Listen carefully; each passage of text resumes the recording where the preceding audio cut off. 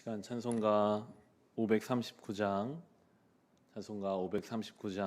함께 찬송하심으로 9월 2일 수요일 새벽 예배를 우리 하나님께 드리겠습니다. 찬송가 539장입니다.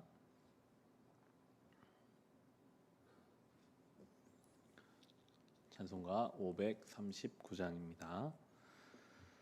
너 예수께 조용히 나아가 내 모든 짐 내려놓고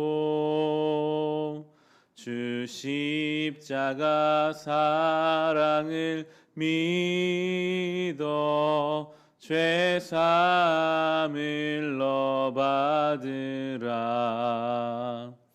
주 예수께 조용히 나아가 내 마음을 쏟아놓으라.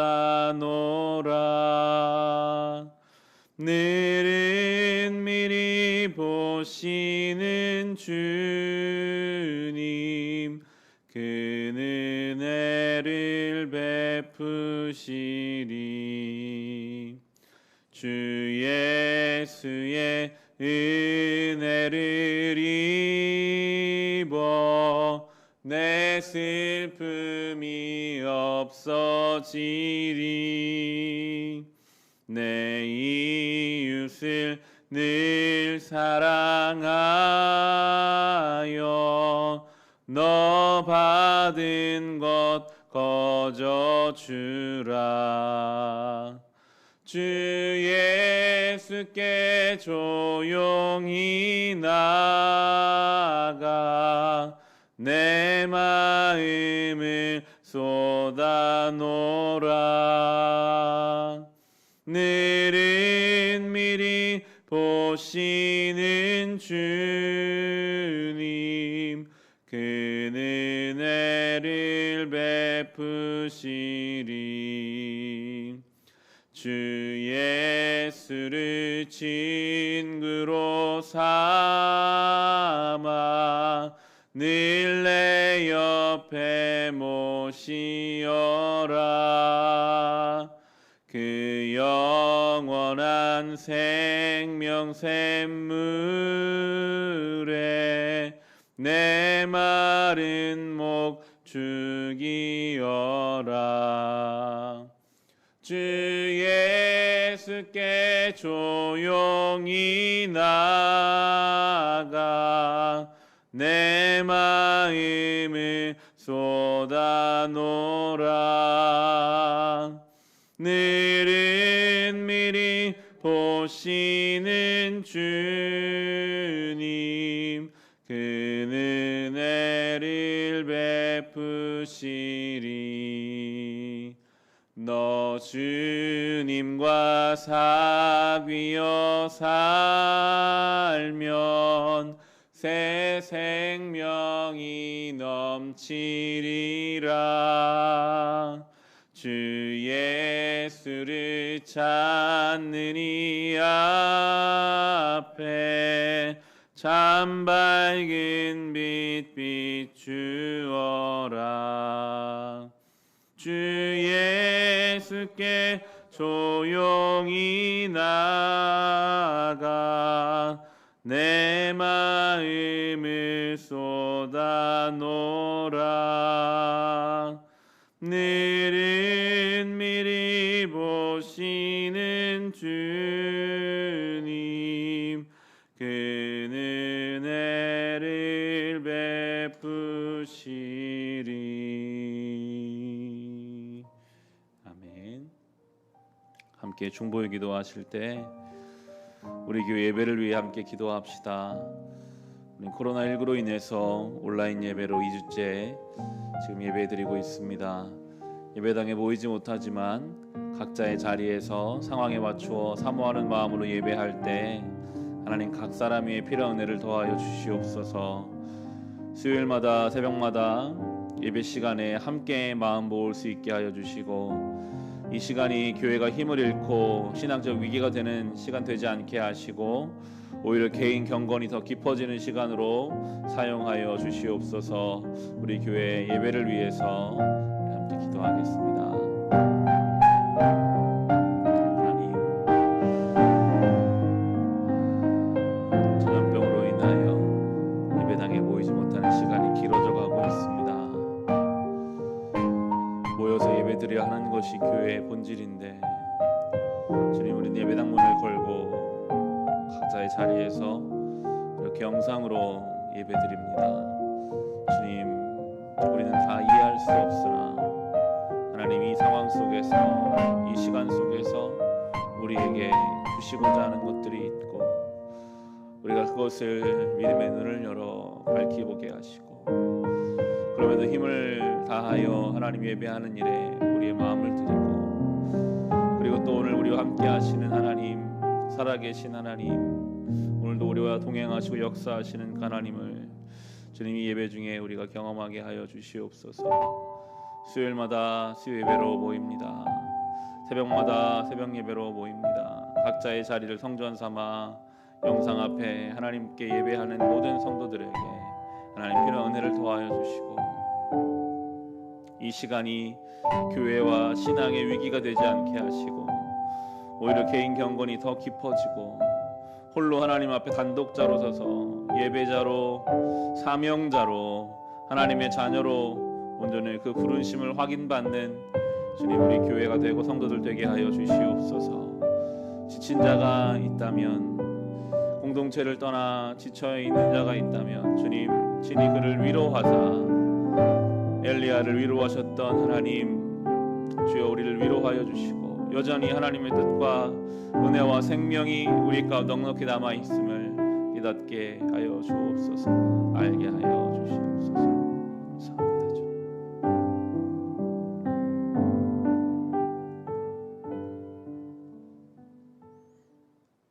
하나님 아버지, 우리는 모이지 못하는 시간, 점점 길어져가는 이때를 보내고 있습니다. 모여서 예배하는 것이 교회의 본질임에도 여러 가지 이유로 인하여 예배당 문을 닫고 모이지 못하는 이때에, 그럼에도 이 가운데 우리를 향한 하나님의 뜻이 있고 하나님의 계획이 있는 줄로 믿고, 주님, 이 가운데 우리가 하나님을 힘써 더 예배하며 영상 앞에 앉아서 각자의 자리를 성전 삼아 이 어려운 때를 잘 이겨내게 하여 주시옵소서.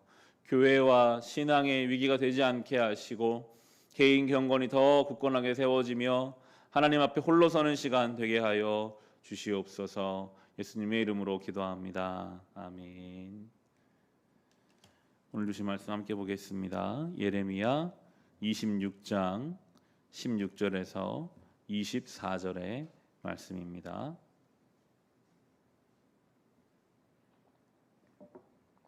구약성경 예레미야, 구약성경 1117페이지에 있습니다. 예레미야 26장 16절에서 24절의 말씀, 오늘 주신 말씀을 우리 함께 읽겠습니다. 그러자 고관들과 온 백성이 제사장들과 예언자들에게 말하였다. 이 사람에게는 사형 선고를 받아야 할 만한 죄가 없습니다. 그는 주 우리 하나님의 이름으로 우리에게 말씀을 전하였기 때문입니다. 이때의 지방의 장로들 가운데서 몇 사람이 일어나서 거기에 모인 백성의 온 회중에게 이렇게 말하였다. 유다 왕 히스기야 시대에 모레셋 사람 이가가 유다 온 백성에게 이와 같이 예언하였습니다. 나 만군의 주가 말한다. 시온이 밭 갈듯 뒤엎일 것이며 예루살렘이 폐허 더미가 되고 성전이 서 있는 이 산은 수풀만이 무성한 언덕이 되고 말 것이다. 그때 유다 왕 히스기야와 온 유다 백성이 그를 죽였습니까? 그들이 오히려 주님을 두려워하고 주님의 은혜를 간구하니 주님께서도 그들에게 내리겠다고 말씀하신 재앙을 거두시지 않았습니까? 그런데 지금 우리는 그 큰 재앙을 우리 자신들에게 불러들이려 하고 있습니다. 그 당시에 주님의 이름으로 예언한 사람이 또 한 명 있었는데 그가 바로 기랏 여아린 사람 스미야의 아들 우리야였다. 그도 예레미야와 같은 말씀으로 이 도성과 이 나라에 재앙이 내릴 것을 예언하였다. 그런데 여호야김 왕이 자기 모든 용사와 모든 고관과 함께 그의 말을 들은 뒤에 그를 직접 죽이려고 찾았다. 우리아가 이 소식을 듣고 두려워하여 이집트로 도망하였다. 그러자 여호야김 왕이 악볼의 아들 엘라단에게 몇 사람의 수행원을 딸려서 이집트로 보냈다. 그들이 이집트에서 우리아를 붙잡아 여호야김 왕에게 데려오자 왕은 그를 칼로 죽이고 그 시체를 평민 공동묘지에 던졌다. 그러나 예레미야는 사반의 아들 아히감이 보호하여 주었으므로 그를 죽이려는 백성의 손에서 벗어날 수 있었다. 아멘. 같은 말씀을 같은 장소에서 같은 시간에 들어도 그 말씀에 대한 반응은 다르고 그 말씀에 대한 이해가 다르다는 것을 오늘 본문을 통해 우리는 알 수 있습니다. 하나님 말씀이 들려올 때 어떤 이들은 자기 구미에 그 말씀이 맞지 않고 자기 생각과 다르다고 해서 분노하는 사람들이 있는가 하면 어떤 이들은 그 말씀 앞에서 겸손하게 엎드리고 그 말씀을 듣고 뭔가 깨닫기를 원하는 사람들이 있습니다. 우리가 어제 살펴보았던 예레미야의 말씀을 처음 들었던 사람들은 예레미야를 잡아 죽이려고 하는 사람들이 있었는가 하면 오늘 16절에 시작하는 또 다른 무리는 그 말씀을 잘 새겨 들으려고 합니다. 16절 보시면요. 그러자 고관들과 온 백성이 제사장들과 예언자들에게 말하였다. 이 사람에게는 사형 선고를 받아야 할 만한 죄가 없습니다. 그는 주 우리 하나님의 이름으로 우리에게 말씀을 전하였기 때문입니다. 그들이 이렇게 다른 반응을 보일 수 있었던 것은 히스기야라는 전대의 왕이 갔던 길이 있었기 때문입니다. 히스기야 때도 이 예레미야처럼 심판을 예언한 예언자 미가 선지자가 있었고 히스기야는 이 미가 선지자의 말을 무시하거나 대적한 것이 아니라 그 말을 듣고 하나님 말씀으로 받아서 회개한 사람이 히스기야였거든요. 18절 19절입니다.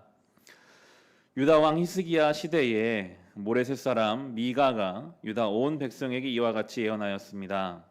나 만군의 주가 말한다. 시온이 밭갈듯 뒤엎어질 것이며 예루살렘이 폐허더미가 되고 성전이 서 있는 이 산은 숲을만이 무성한 언덕이 되고 말 것이다. 그때 유다 왕 히스기야와 온 유다 백성이 그를 죽였습니까? 그들이 오히려 주님을 두려워하고 주님의 은혜를 간구하니 주님께서도 그들에게 내리겠다고 말씀하신 재앙을 거두시지 않았습니까? 그런데 지금 우리는 그 큰 재앙을 우리 자신에게 불러들이려 하고 있습니다. 히스기야라는 한 지도자가 영적으로 깨어 있어서 미가 선지자가 와서 하나님 말씀을 전할 때 그 말씀을 잘 새겨 듣고 회개했어요. 그랬더니 그 시대에 내리고자 했던 하나님의 심판과 하나님의 손길이 이제 바뀌는 것을 알 수 있죠. 히스기야는 하나님의 말씀, 하나님이 하시고자 하는 그 심판 속에 담겨 있는 회개하기 원하는 하나님의 사랑의 마음을 읽을 수 있는 사람이었습니다.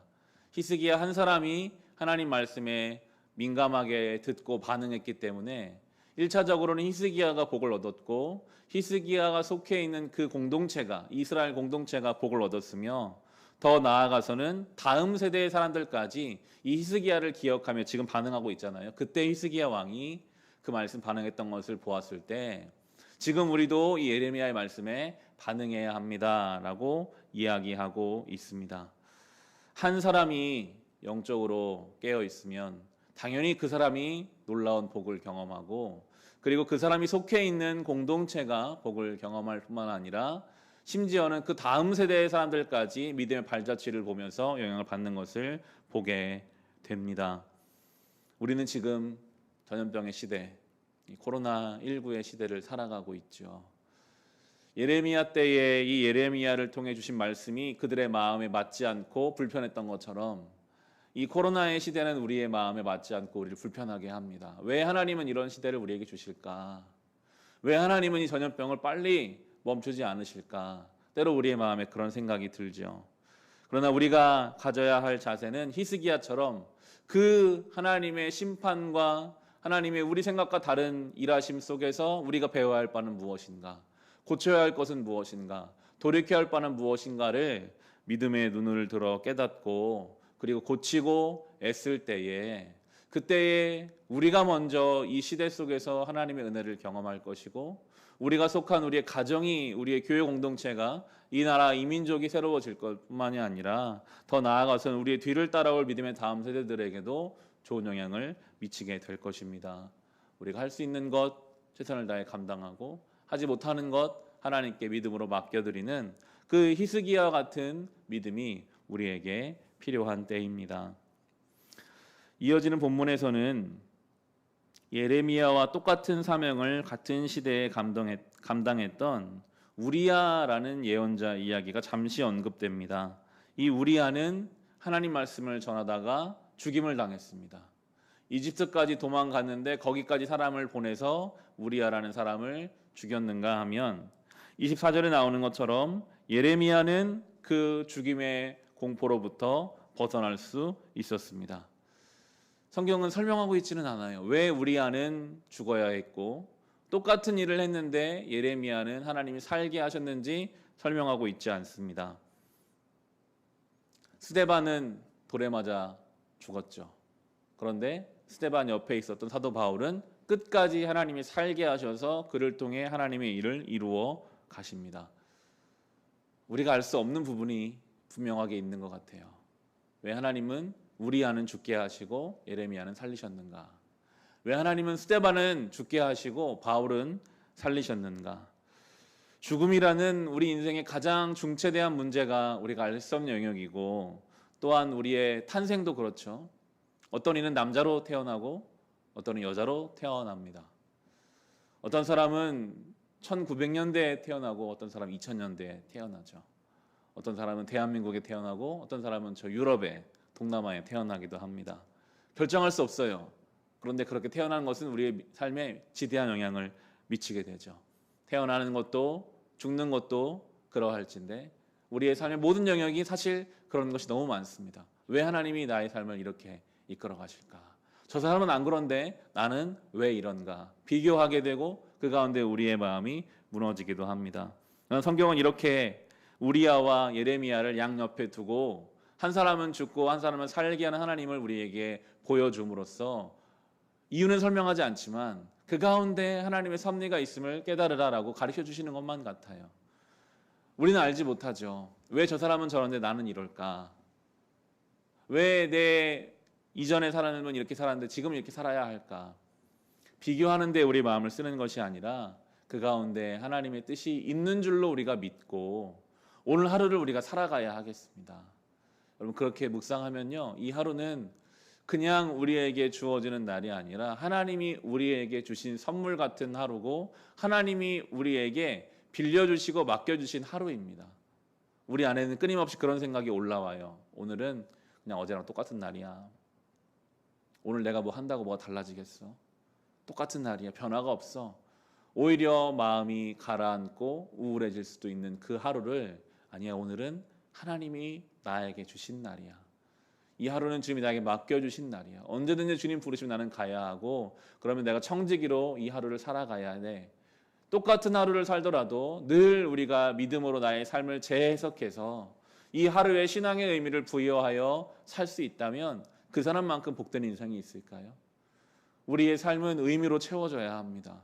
이 하루 우리가 다 알지 못하지만 하나님이 나에게 살라고 하신 분명한 목적과 이유가 있음을 믿고 그 믿음의 눈을 가지고 삶을 재해석해서 살아갈 수 있는 성도가 될 때에 주는 부르시는 날까지 우리는 하루하루를 꽉꽉 채워서 살아가게 될 것입니다. 그 은혜를 누리며 이 하루 주님 안에 살아갈 수 있기를 우리 주님의 이름으로 축원합니다. 이 시간 우리 주신 말씀을 가지고 같이 기도하실 때, 하나님, 어떤 이들은 주의 말씀을 듣고 그 말씀을 딱딱한 마음으로 내치지만 히스기야 같은 사람들은 하나님 말씀을 듣고 그 말씀에 반응하여 순종함으로 그가 복받고 그가 속한 공동체가 새로워지고 그 다음 세대들까지 영향을 주는 것을 보았습니다. 하나님 말씀 앞에 반응하게 하옵소서. 우리는 다 이해할 수 없으나 하나님이 주시는 이 시대의 말씀 앞에서 우리의 삶의 현장 속에서 아버지의 말씀을 삶으로 받아 누리며 살아가게 하시고, 우리가 다 알지 못하는 삶의 여러 가지 정황과 환경 속에서도 하나님의 섭리를 깨달아 이 하루를 믿음으로 재해석하여 살아가게 하여 주시옵소서. 받은 말씀과 우리 개인의 기도 제목을 가지고 함께 기도하겠습니다. 하나님 아버지, 감사합니다. 주님, 오늘도 우리는 주님 주신 말씀 가지고 이 하루를 살아갑니다. 똑같은 말씀을 들어도 어떤 이들은 자기의 구미에 맞지 않는다고 하여, 자기의 입맛에 다르고 생각과 다르다고 하여 그 말씀을 거부하고 그 말씀을 오히려 대적하는 인생이 있는가 하면, 어떤 이들은 하나님 말씀 앞에서 겸손히 엎드리고 그 말씀으로 자신을 비추어 돌아보고 그 말씀 앞에서 변화와 회복을 경험합니다. 주님, 히스기야 한 사람의 영적인 각성이 그의 삶을 구원하였고 그가 속한 이스라엘 나라를 세웠으며 그 다음 세대들까지 히스기야의 발자취를 보고 따라갔습니다. 이 시대에 우리가 하나님의 뜻을 다 알지 못하지만, 우리가 이 코로나의 상황 속에서 하나님 말씀을 깊이 받아서 우리가 회개해야 될 것은 무엇인지, 멈춰야 할 것은 무엇인지, 주님 앞에 간구하며 새로워져야 할 것은 무엇인지 깨닫게 하여 주옵소서. 그리하여 말씀에 반응하는 인생이, 그 인생이 먼저 복을 받고 그가 속한 가정과 교회가 새로워지며 그 다음 세대들에게까지 좋은 것을 나눠줄 수 있는 주님, 그런 우리의 교회 되고 성도 되게 하여 주옵소서. 같은 사명을 받았지만 우리아는 죽임당하였고 예레미야는 살았습니다.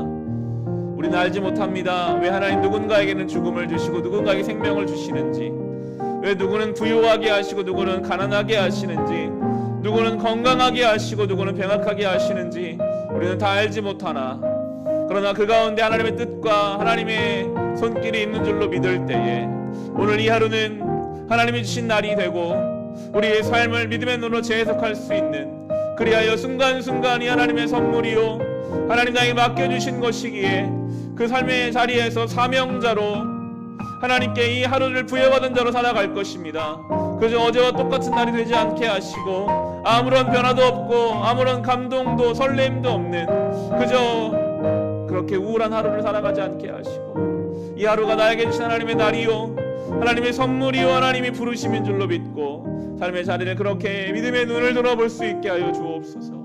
우리가 다 알지 못하는 생명과 죽음의 사이에서 주님, 그러나 우리는 비교하고 경쟁하고 우월하게 스스로 또 낮추어지는 인생 아니라 하나님 앞에 깨어서 주신 삶을